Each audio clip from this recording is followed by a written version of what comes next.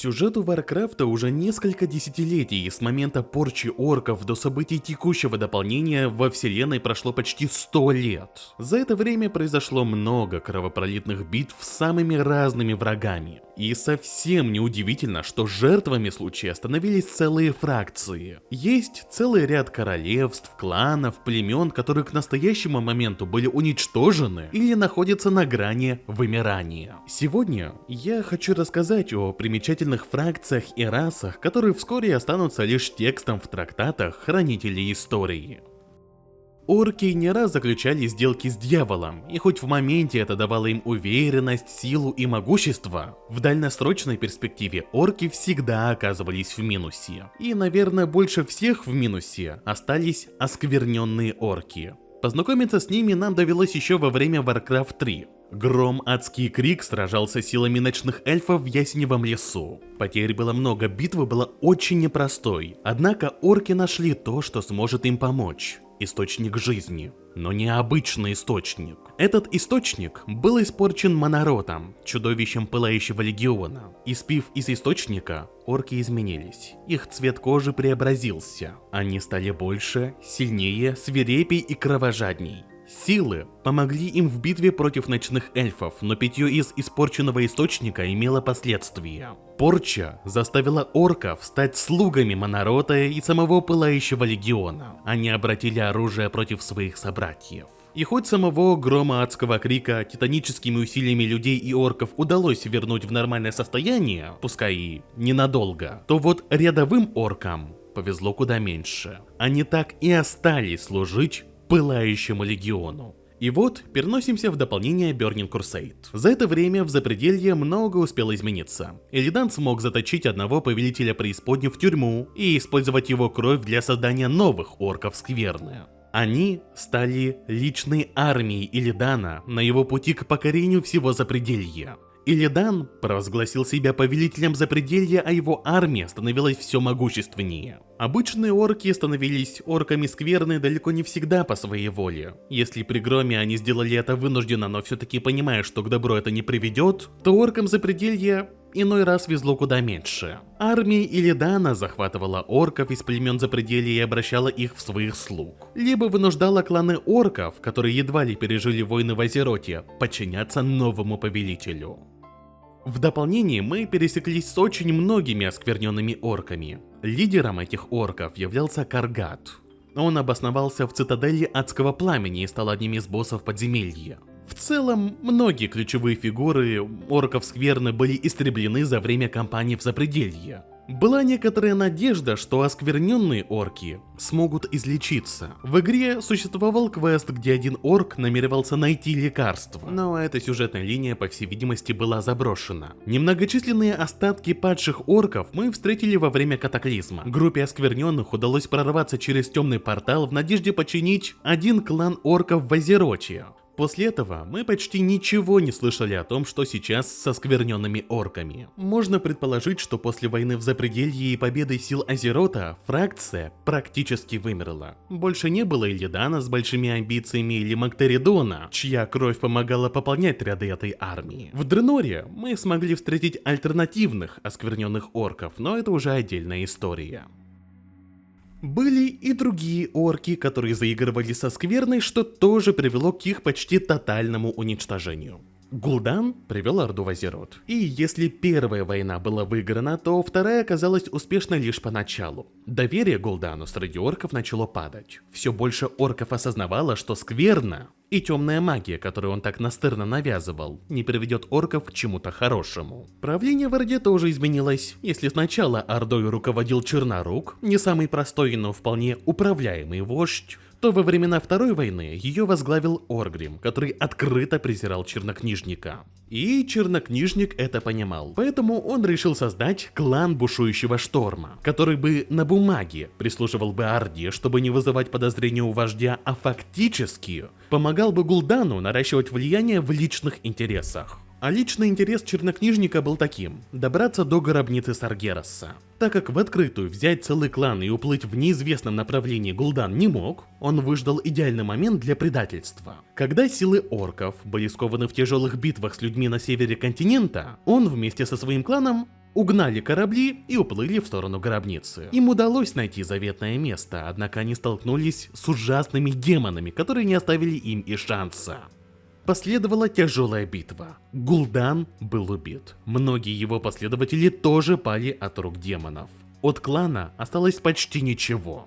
А тех, кто выжил, поджидал еще один подарок. Вскоре прибыли отряды Орды, которые намеревались выследить и уничтожить предателей. В итоге клан можно считать вымершим. Нам известно, что от него осталось от силы горстка представителей в лучшем случае. Одного такого мы встречали в одной из миссий Warcraft 3. Маев нужно было проникнуть в гробницу, неподалеку от которой находился пожилой, подозрительный орк, которого терзали призраки его собратьев. Он говорил, что он последний из своего клана, и просил Маев помочь ему избавиться от призраков прошлого. Помимо него упоминалось и еще несколько выживших орков, которые скитались по расколотым островам. Но от единства не осталось и следа. В дополнение Легион, орк из третьего Варкрафта тоже появился, и с ним была связана одна многослойная загадка. А всего, чего желал этот орк из бушующего шторма, остаться наедине, пока тьма его окончательно не поглотит. Запределье — адское место, но есть местечко уж точно не лучше. Аргус, некогда дом для эридаров. Когда-то это был цветущий край. Эридары процветали, строили величественные города и покоряли великие силы. Однако приход Пылающего Легиона все изменил. Часть эридаров были обмануты и примкнули к Легиону, думая, что это даст больше могущества их народу. Часть, понимая, что им прилетит за отказ служить Легиону, решили свалить как можно быстрее и подальше. А Аргус так и остался умирать. Зеленые поля обратились в серую пустошь. Славные города стали разрушенными руинами, которые кипят нечистью. Но помимо тех, кто примкнул к Легиону, и тех, кто бежал, были и те, кто вынужденно остался на Аргусе.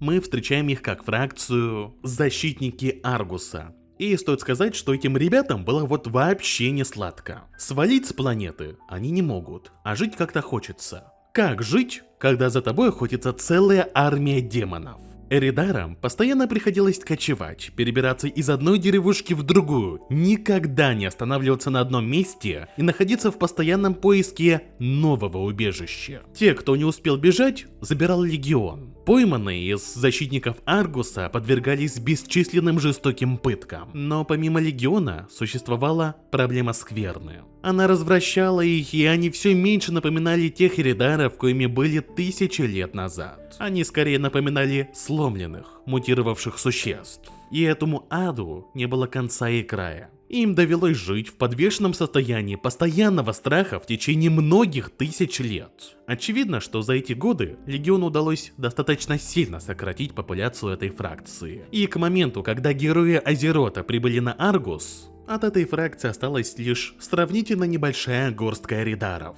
После победы над Легионом остатки предпочли остаться дальше ютиться на Аргусе и уничтожать недобитые силы демонов.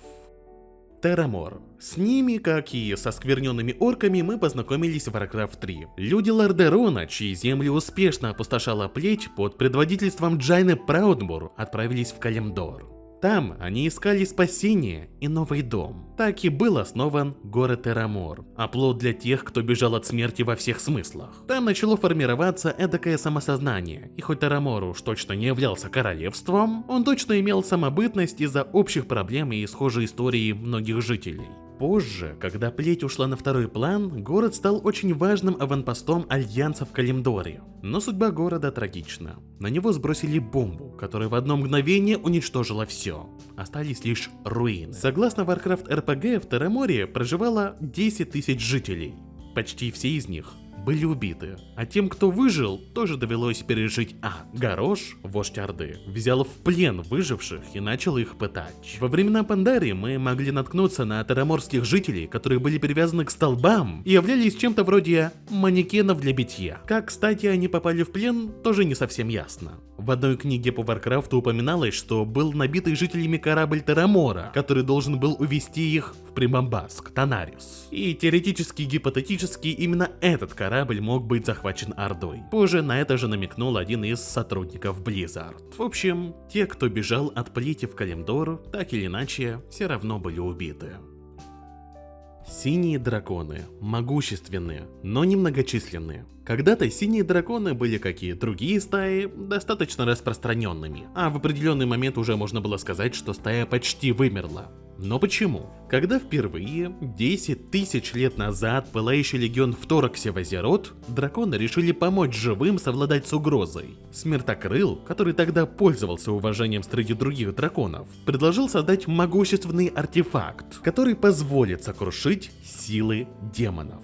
Драконы согласились, и так появилась душа дракона. Только вот тут тоже не обошлось без предательств. Смертокрыл сначала использовал артефакт против демонов, но потом направил его против эльфов и других драконов. Синие драконы, осознав, что произошло предательство, попытались напасть на Смертокрыла. Они смогли собраться в кучу и готовились его атаковать. Но по ним прилетела плюха у души дракона, и практически вся стая полегла в той битве. Синие драконы находились на грани полного вымирания. Остались лишь очень немногочисленные представители. С горем пополам остатки стаи пытались помогать обитателям Азерота и дальше жить в гармонии и спокойствии. Но со временем фракцию можно было считать распущенной. Немногочисленные силы драконов встречались в старых играх по Warcraft. В отмененной игре Warcraft Adventures должен был появиться синий дракон, однако его роль остается неизвестной. А в Warcraft 3 мы видели Сапфирона, одного из синих драконов, который был убит Артасом и воскрешен как ледяной змей. Он стал одним из самых сильных слуг плети. В разных дополнениях World of Warcraft периодически встречались синие драконы. В ваниле мы встречали Азурегаса, который охранял могущественные артефакты в Ашаре. В гневе короля Лича один из синих драконов, который сошел с ума, намеревался отомстить всем смертным магам, так как считал, что именно они повинны в разрушении мира. А в Dragonflight стая снова начала собираться понемногу вместе после долгих лет разъединения и отречения. Калисгас решил призвать со всех уголков Азерота синих драконов, чтобы возродить их род. Он послал всем драконам сообщение собраться вместе, как когда-то в давние времена. И хоть они по-прежнему сравнительно немногочисленны, теперь у них больше шансов возродить былое величие. Давным-давно тролли Азерота были одной из самых могущественных рас. Они правили огромными государствами, имели безумное влияние, но со временем они пришли в упадок. И, пожалуй, самый яркий и недавний пример, как бывшая империя превратилась в небольшое племя, а после и вовсе была истреблена, это империя Дракари. За много тысяч лет до открытия темного портала племена троллей расселились по северу, но их поджидал коварный враг – древние боги, которые намеревались сокрушить силы троллей. Троллям удалось объединиться и сразить силы древних богов. На севере, где их активность была довольно сильной, поселились тролли Дракари. Началась эпоха процветания. С большим трепетом они относились к диким богам Лоа. В честь этих дивных существ, коим поклонялись тролли, империя возводила огромные храмы, алтари и всячески задабривала своих богов. Однако произошел великий раскол. Некогда сплошной колоссальный объем суши раскололся на континенты, а между ними появились целые моря. К несчастью для империи, многие их земли оказались затоплены водой.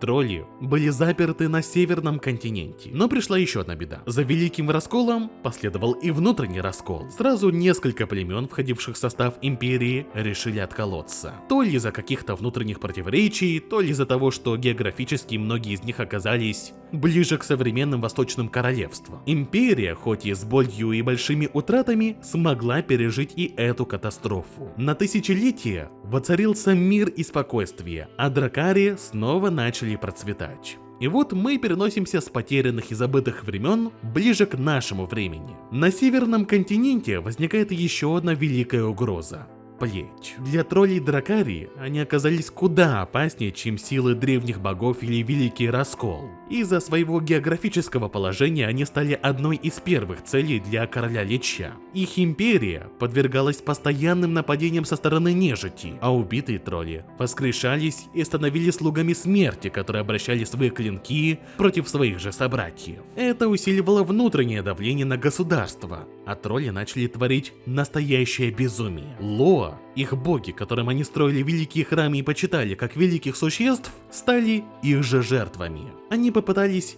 покорить их, принести в жертву только ради того, чтобы получить больше силы, которая им была нужна, чтобы отбиваться от врагов. Вся империя стала безумной, жестокой, кровожадной. В гневе короля Лича мы встречаем эту империю уже в весьма удручающем положении. Многие тролли либо были обращены плетью, либо стали безумными фанатиками, главным центром которых стала столица – Гундрак.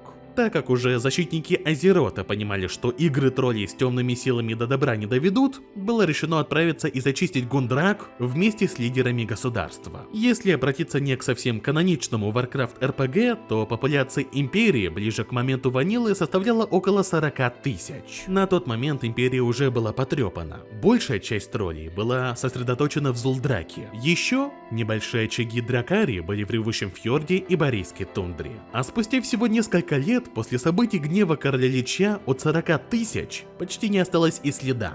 В Пандарии Дракари встречались как редкие персонажи во время кампании на острове Грома, а в битве за Азерот нам стало известно, что племя больше не существует. Единственный известный выживший от империи Дракари — это один тролль в Дазар-Алоре, которого держат как интересный экспонат. Есть ли другие выжившие? Вполне возможно, но нам об этом неизвестно. В любом случае, от 40 тысяч троллей всего за 15 лет сюжетного времени не осталось почти никого. Ну что же, по сути на этом все. Благодарю вас за просмотр. Удачи!